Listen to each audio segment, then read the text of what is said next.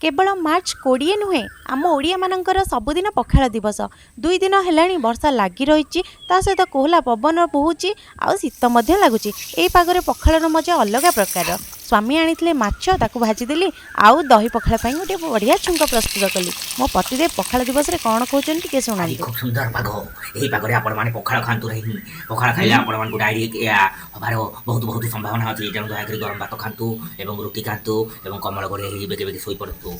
शुणिले तो सी सीना शीत को डरिकी पलैले होटेल रे खाईदेबे कहले। मु तो कांटी ओडिया ना मोर आज पखाल कंसारे कौन कौन रही देखु। दहीर छुंक पखाल आलू सीझा तो आमर सब बेले फेवरेट ओडिया मानकर ता सहित कंचा लंका धनिया पत्र पियाज आंबुल टिके ता सहित मिक्सचर बड़ी भजा तापरे आमर सालाड काकुड़ी टमाटर सालाड नहीं तापरे माछ भजा और चिकेन कषा बहुत टेस्टी होता। आसतु एकाठी खाइबा आउ पखालर मजा नवा। वीडियो भल लगी सब्सक्राइब निहाती करदेबे।